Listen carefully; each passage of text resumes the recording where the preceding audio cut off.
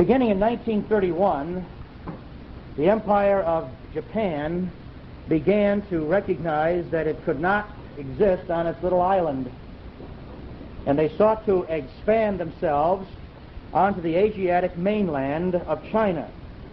China had been so weakened by internal conflict that they seemed to be an easy mark. First of all, they took Manchuria without any trouble at all and moved into that area.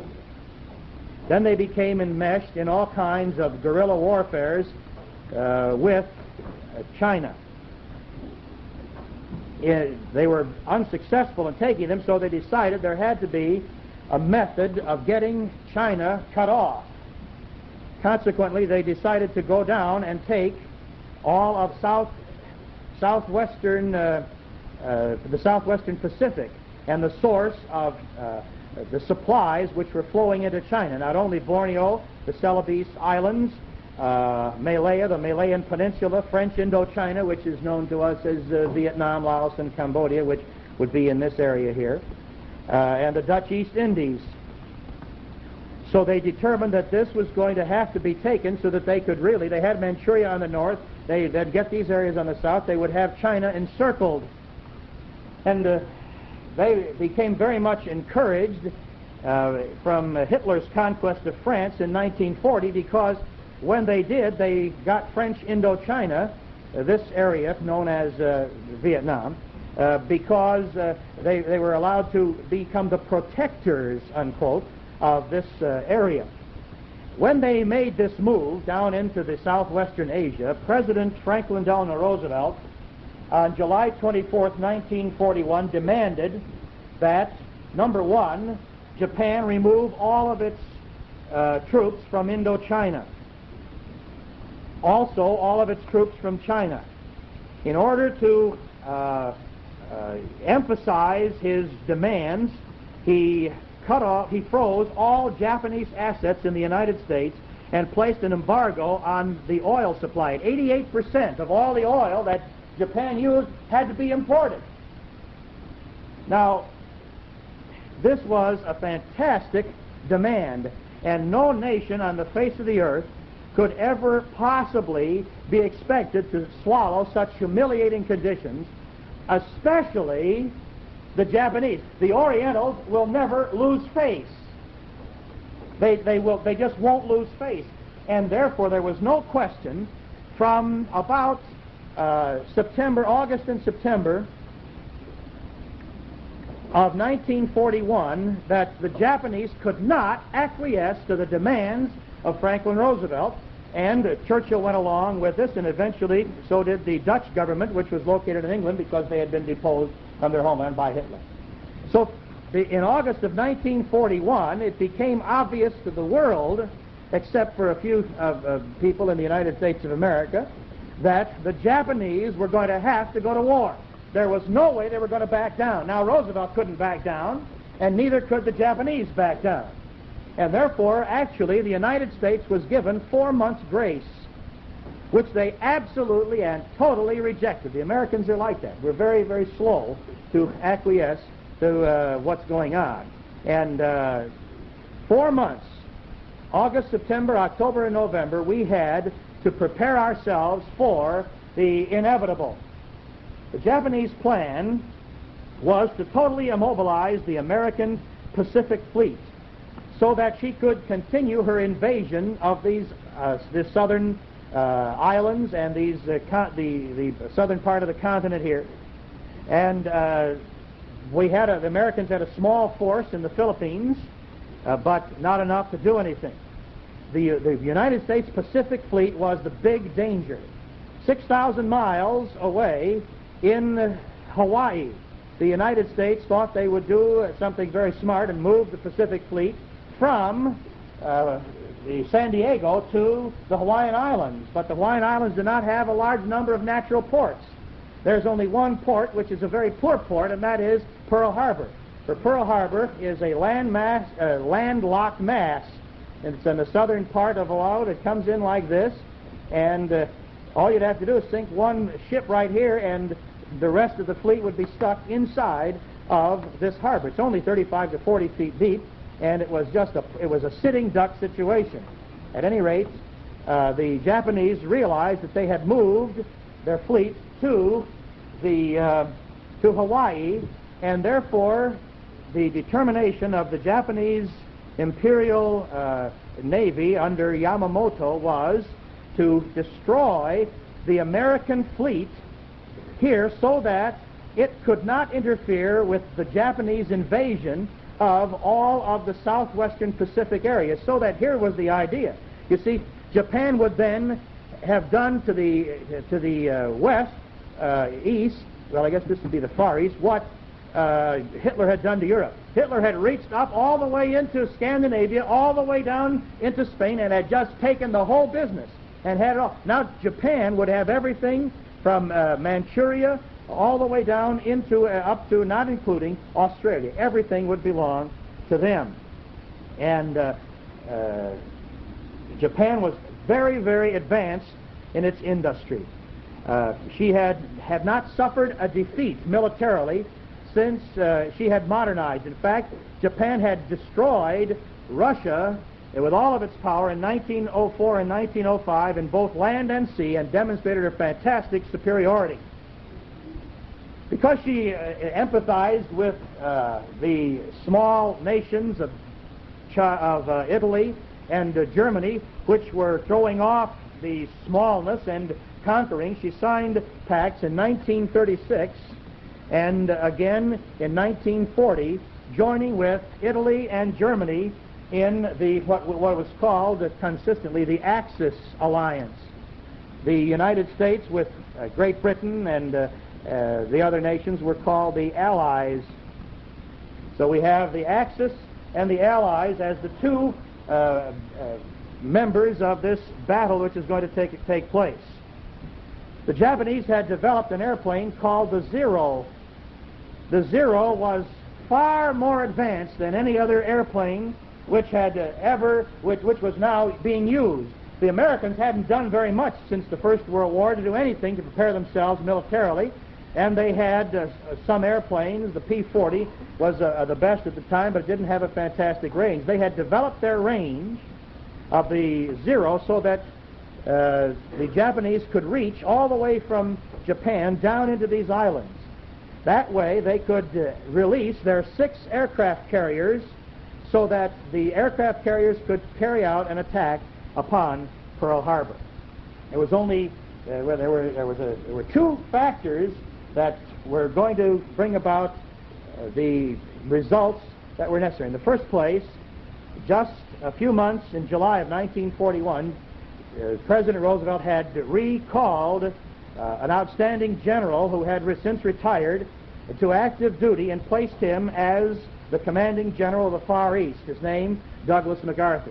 Obviously, he was not yet in a position to do anything. He had just been recalled. That was a plus. On the minus side, the chief of staff was an imbecile by the name of George Marshall, who later on became a Secretary of State and devised the Marshall Plan. Well, that's another story. But he was in Washington. This now, there was also another thing that the Japanese had done, the 2 other things.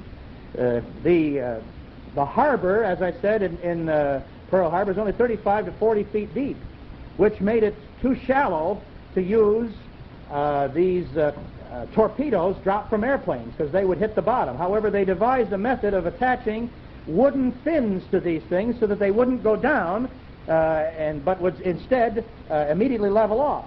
In addition to that, they took armor-piercing shells and fitted fins on those to make bombs out of them, so that they could actually penetrate any armor that the United States had, and they were prepared. However, the United States didn't know this, and they thought, even though they were in this kind of a harbor, that even if the Japanese should attack, they were impregnable. They couldn't attack in this kind of a situation. Well, the Japanese also had very good intelligence, for they knew that Admiral Kimmel always did the same thing. Every weekend, he brought his fleet back in from maneuvers, back into Pearl Harbor. He also gave them the weekend off, and nobody was around. So Sunday was a beautiful time to attack. Everybody would just be relaxing. In mid-December, unfavorable weather usually came into this area, so he knew he had to attack here before the mid-December came. He also knew he had to attack here before at the time of day when tides would be favorable, because the Japanese originally had intended to land troops on the Hawaiian Islands at the same time, but because the troop ships were all tied up going in this direction, they abandoned that concept. 3 routes were considered.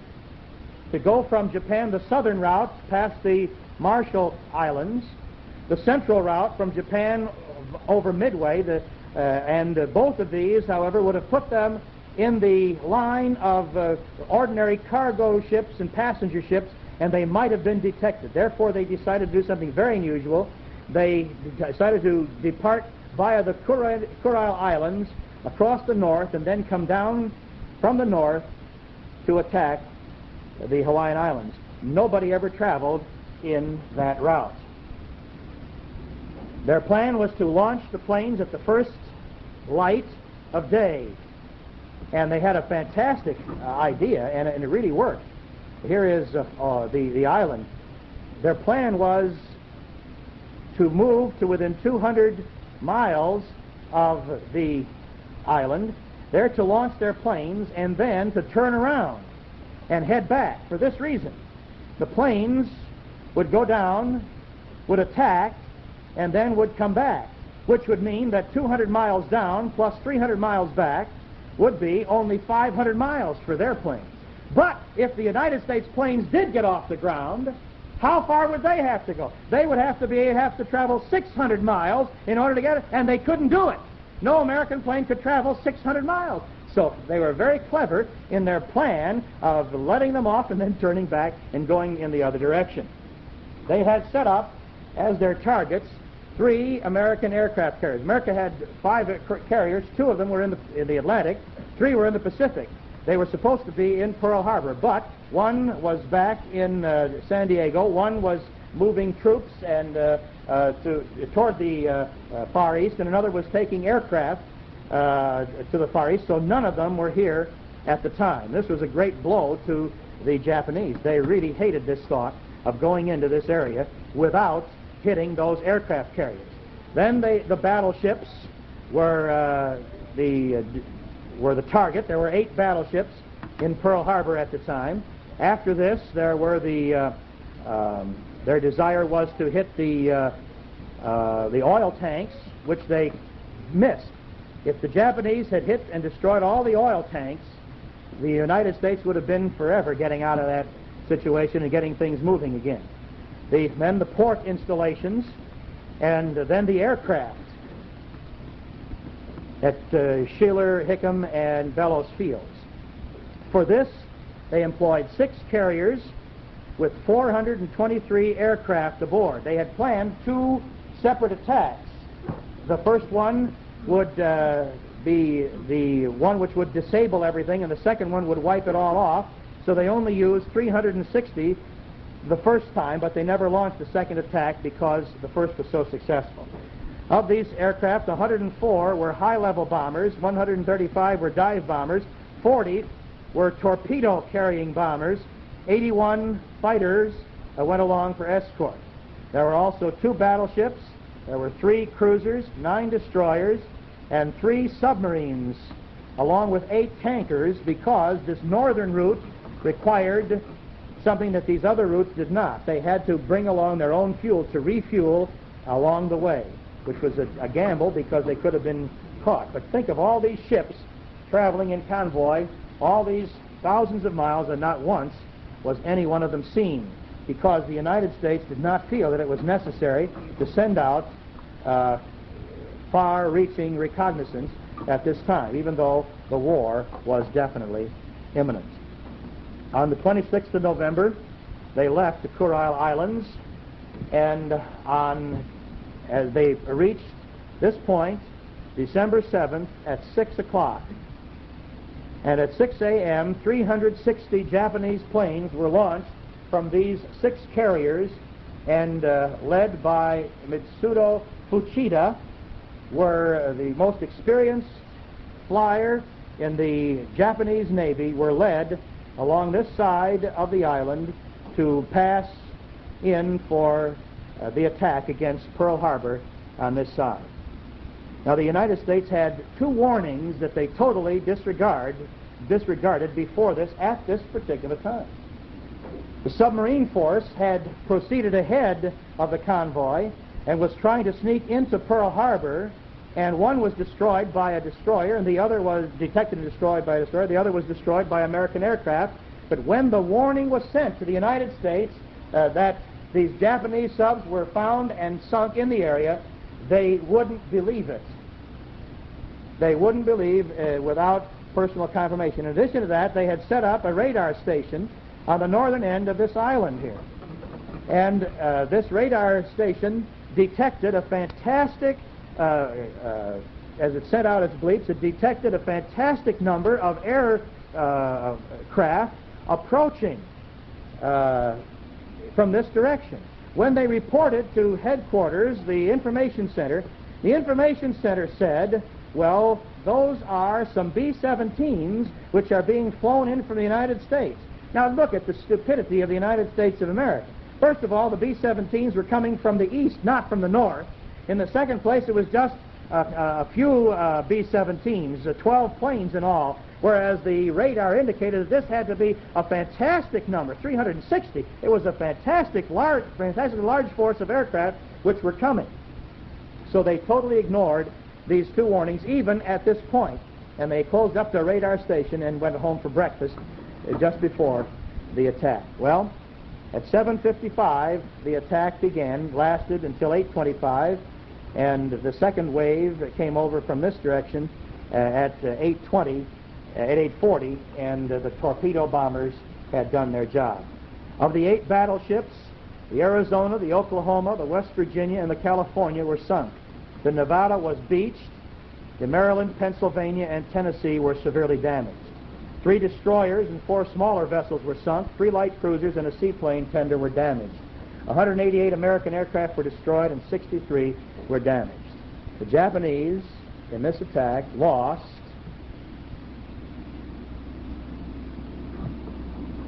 29 planes and less than 100 men. The Americans lost 188 planes, in addition to the aircraft that I mentioned. 63 were damaged, and 3,435 people were lost in that attack. President Franklin Roosevelt spoke to Congress. On the Hawaiian Islands has caused severe damage to American naval and military forces. No matter how long it may take us to overcome this premeditated invasion, the American people in their righteous might will win through to absolute victory. It was on Monday, December the 8th.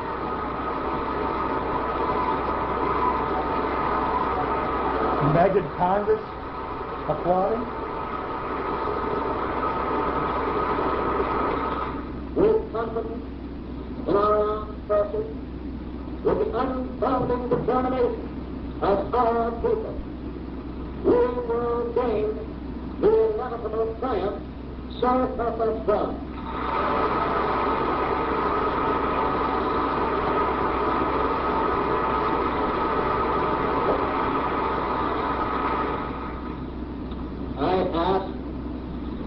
Congress declare that since the unbridled and dastardly attack by Japan on Sunday, December 7, 1941, a state of war has existed between the United States and the Japanese Empire.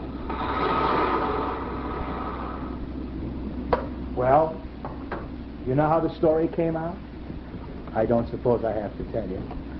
It took thousands and thousands of lives of young Americans who went to give themselves in the war against not only Japan but against Germany, which makes it possible for you and me to breathe free air this day.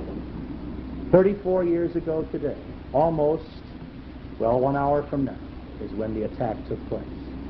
And we are free today because, in a few short years, American ingenuity and American courage and American might and determination wrought for us the freedom which we enjoy. I don't know what could happen, looking at the majority of American young people today, if we would be able to fight off such an attack today. There isn't the intestinal fortitude and the soul life in American young people today that we had in that day. However, we may have a chance to find out. Render to God the things which are God's, and render to Caesar the things which are Caesar's. Let us stand and pledge allegiance to our nation. I pledge allegiance to the flag of the United States of America and to the republic for which it stands, one nation under God, indivisible, with liberty and justice for all. All right, we're going to take a 5-minute break and then be back for our communion and Bible study.